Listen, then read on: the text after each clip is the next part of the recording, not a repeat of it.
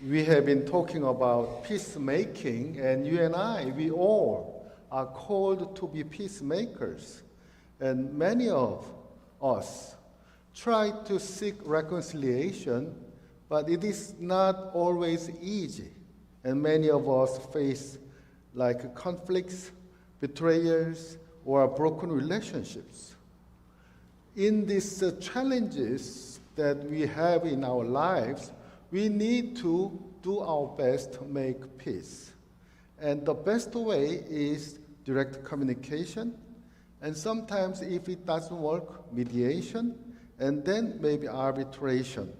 But it doesn't always work. So if that's the case, we have another way. Do we endure endlessly, or as is there another path to peace? And I call that emotional detachment. Emotional detachment is something that we can see in the Bible when the direct communication is not working, and even mediation is not working, or arbitration is not working. Then we can use this emotional detachment. The example is in the Old Testament when King David had to flee from King Saul. The young David was in the battlefield, and he saw this Goliath. He's a big giant, and nobody dared to challenge him. But young David said, "You came to me with all the weapons, but I go to you with the name of the Lord that you despised." And he killed the Goliath. We all know that this is a very famous story in the Bible, David and Goliath. However, when people shouted his name, David, David, King Saul had some kind of anxiety and jealous, because if everybody shouted David's name, his son Jonathan cannot be the next king. So from his political instinct, he tried to kill David to secure the kingdom under his family line. So he tried to kill David a couple times, but with the help of Jonathan and the help of Saul's daughter Michal, David was able to escape. So even though David was the son-in-law, he married to one of the daughters, still King Saul tried to kill him. And finally, David decided to flee to Philistines. I cannot stay in this country anymore. And still, King Saul pursued after him and tried to kill him. Now, in the process of a pursuit, King Saul slept in a cave. And David's friends came to David, said, "Kill the king, and you can become the next king."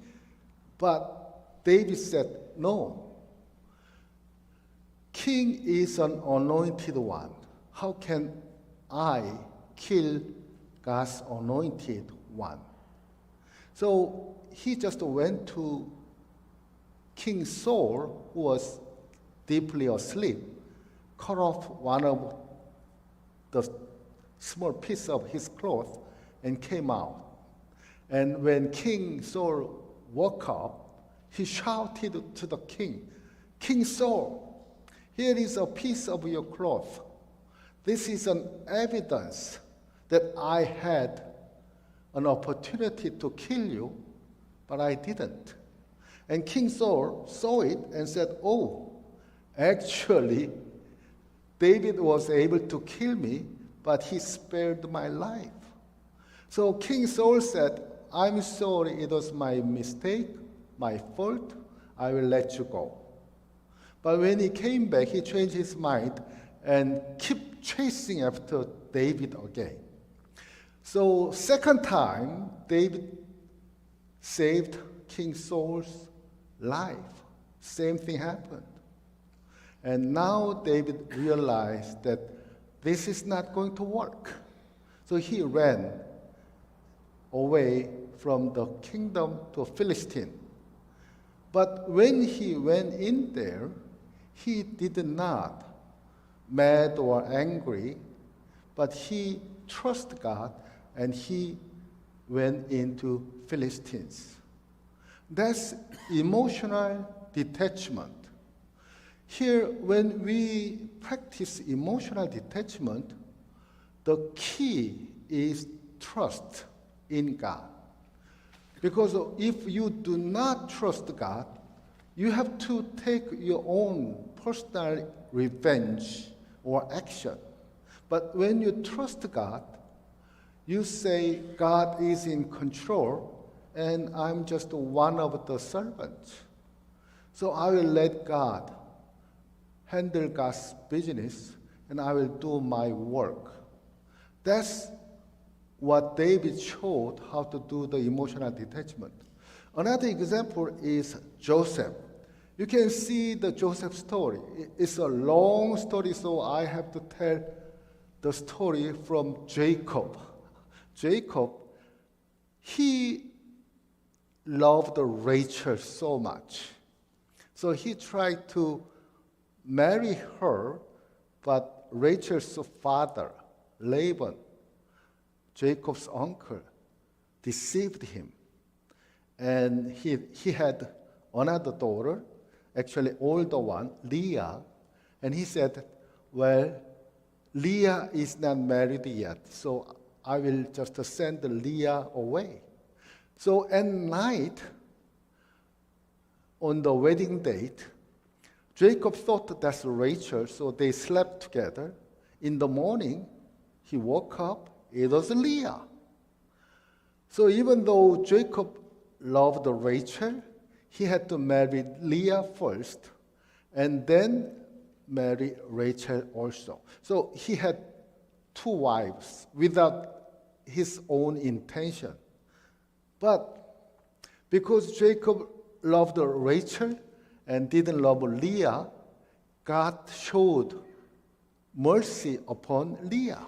So Leah had children. The first one, when she had a boy, he said, look, this is a boy. Ben, that's his name. His name, Ben, is one sentence, Hebrew sentence, look, this is a boy. And then second one also was a boy. She had Simon. That means God heard my prayer.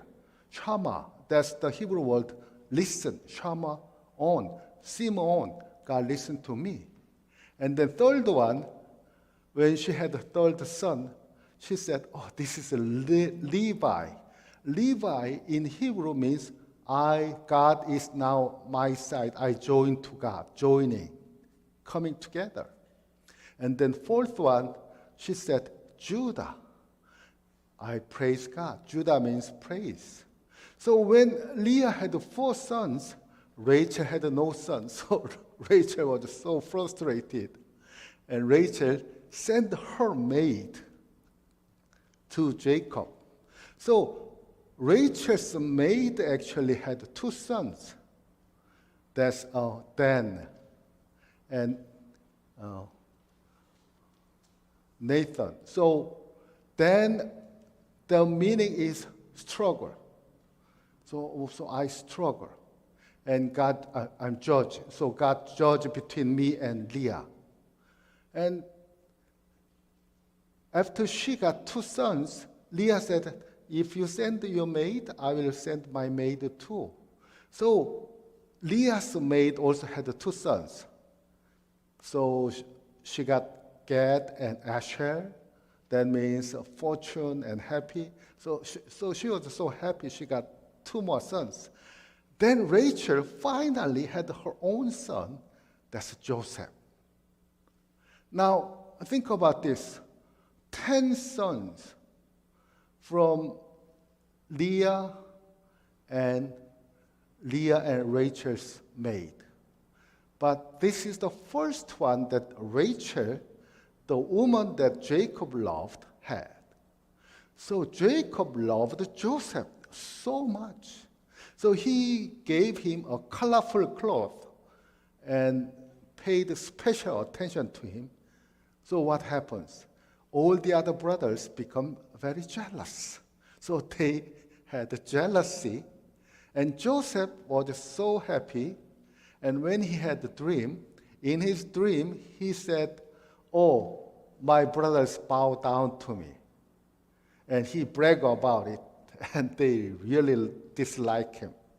And another dream, his parents and all the brothers bowed down to him. So he bragged about it again, and everybody hated him. So the brother said, "If there is a chance, I will kill you." But young Joseph didn't have any clue. So when he went to meet the brothers tried to kill him. But Judah and Reuben said, "Anyway, he's our brother, let's not kill him and sell him." So he was sold. Joseph was sold to Egypt as a slave. When he was sold as a slave, he worked hard, and the general who purchased Joseph as a slave trusted him so much, so he made Joseph the chief servant. And he was able to take care of the general's household and all the matters in the house. Then he was so able, handsome, young. The general's wife had an eye on him. And one day, the general's wife told Joseph, "Sleep with me." And Joseph said, "No, I cannot do this. I cannot betray the trust of my master." And he tried to run away. The master's wife took hold of his cloth, and Joseph just ran away, leaving the cloth in her hand. So when the husband came back, the general's wife told him, "The slave boy that you brought to my house tried to rape me. This is the evidence." And the general was so mad, so he put him in a jail. But you have to think about this. If you are a general, military general in Egypt, and a little slave boy tried to rape your wife, would you just let him live in a prison? No, you will just kill him right away, right there. Why do you put him in a jail? Because the general had a suspicion. I know Joseph. He would not do such thing. But I want to save the face of my wife. So I would put him in a jail, prison, but I would not kill him. Otherwise, there is no other reasonable explanation why he spared his life. And general actually had a suspicion on his wife. Maybe she tried to seduce him. But that's how Joseph went into prison, and he stayed there as a very good prisoner. And I don't know whether there is a ranking like that or not, but he became chief prisoner, the best prisoner. So he was working in the prison as a good prisoner. And everybody went to him and asked him to interpret their dreams. And one of the prisoners was a chief cupbearer of Pharaoh. So he said, "I had a dream last night."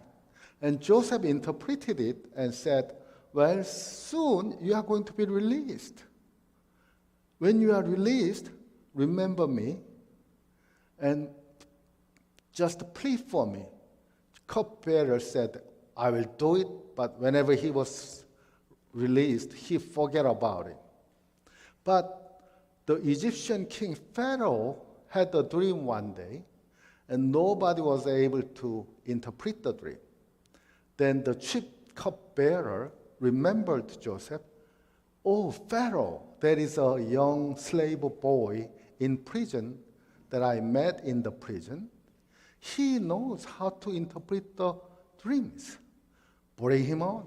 So he went to the Pharaoh, and Joseph interpreted Pharaoh's dream.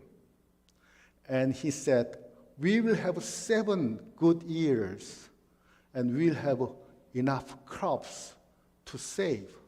But after 7 years of good years, we'll have 7 years of a famine. We have to prepare for it.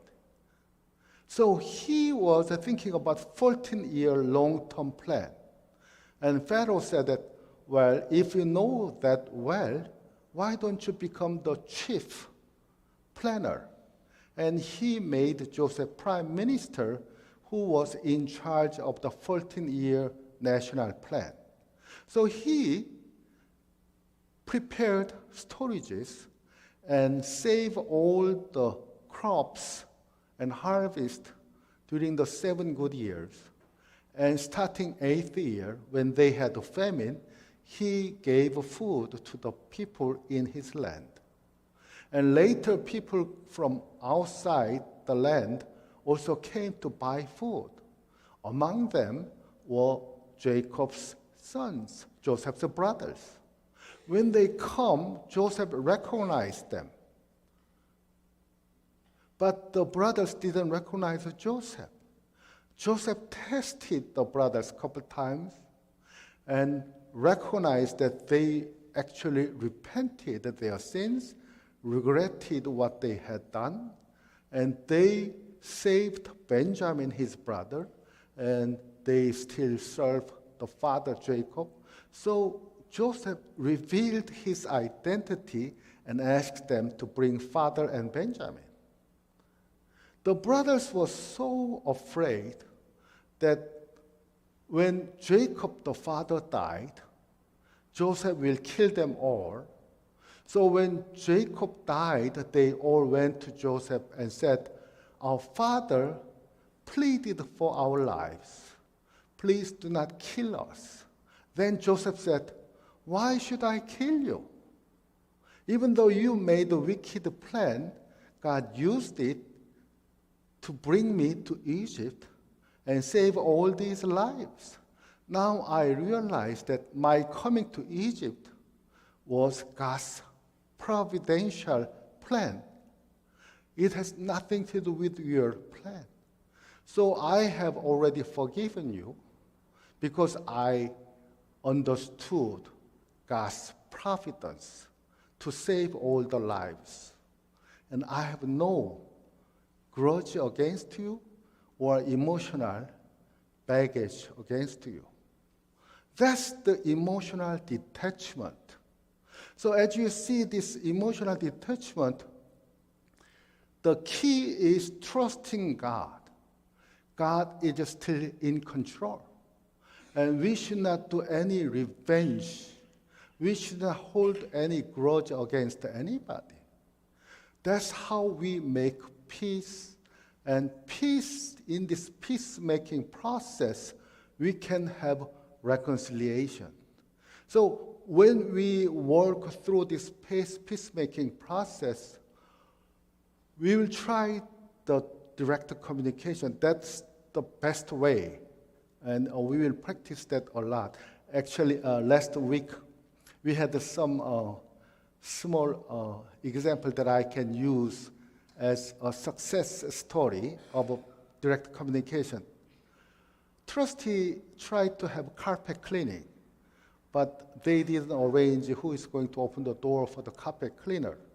And one of the staff members realized that there is nobody to open the door for the carpet cleaner. So staff member talked to me, Pastor Lee, who is going to open the door for the carpet cleaner? Oh, I don't know. Why don't you directly talk to the trustee members? And the staff member talked to the trustee members and found out that they are willing to postpone the carpet cleaning date so that one of the staff can come out and open the door. That's the direct communication. We resolve all the conflict. Everybody was happy. If we didn't have direct communication, staff member will complain about what trustee is doing behind their back, and staff members get together and they criticize committee chairs. They are doing all the work without consulting us, and then it's becoming ugly. But instead of going that route, now our staff members are practicing direct communication and talk to the trustee member directly and find the right solution together, and everybody is happy. So I'm so happy that we are now practicing direct communication instead of triangulation or talk behind the back. We talk directly and find what is there without assuming anything. That's the beauty of direct communication. But sometimes the direct communication is not working, then we have to bring in mediator. And when mediation is not working, we have to practice this emotional detachment. So many of you watched the Super Bowl. This year, Pittsburgh Eagles won. And Jalen Hurts, he said, either we win or we learn. He said that there is no loser. Last time we learned. He didn't say, last time we lost. And many people say, oh, you lost. But no, either you win or you learn. There is only winner and learner. In the process, we learn what we did, and this time we won. When I heard his interview, I thought, he is MVP, not only in football, but in peacemaking, because he actually practiced emotional detachment. When he lost his game last time, if he was in despair, he just blamed the coach or everybody else and just waste his time complaining and blaming others. He would not learn and he would not win again. But instead of wasting his time blaming and complaining, he analyzed the games and what to do next time, and he learned. And this time he won. So I hope that chiefs also can learn. And many of you thinking about the election, what happened? Some people say, oh, Republicans won, Democrats lose. No, Republicans won, but Democrats, they learn. So when they learn, they have to study, and next time, who knows who will win, right? So this emotional detachment is a practical way of living. Instead of spending your life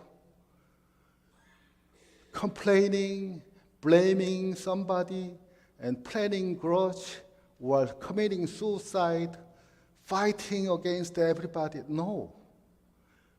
You trust God, and you trust God's plan for your life.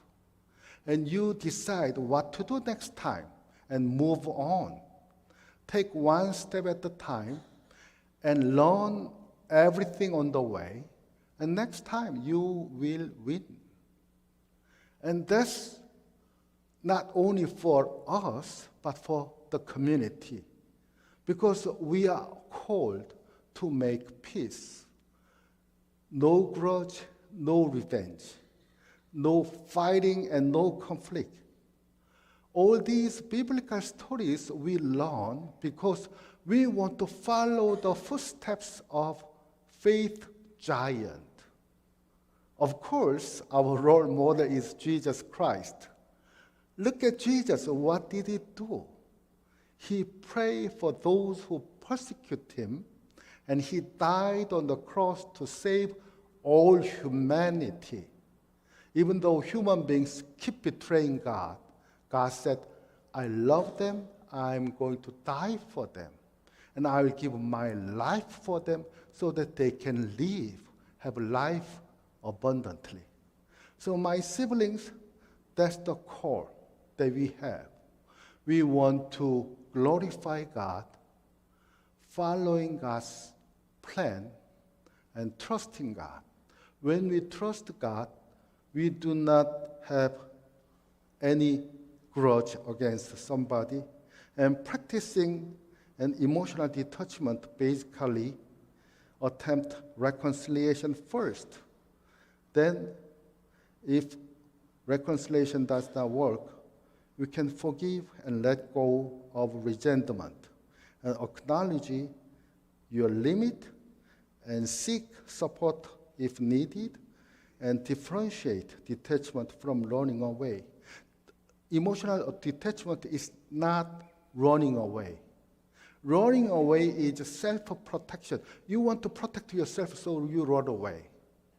But when you have emotional detachment, you trust God. That's why you put your life in God's hand. And forgiveness, forgive unconditionally. And release personal revenge, letting God in the judge, and believe in God's greater purpose. Now, for this purpose, I will give you a couple questions, and you can ask this and see if you can say yes to these questions. Am I holding on to emotions that hinder my spiritual growth? Have I genuinely attempted reconciliation? Am I trusting God's justice over personal revenge? Think about these questions during the week, and I want you to pray this prayer. Lord, grant us wisdom to know when to fight for a relationship and when to let go in peace. Help us to trust you fully. Amen.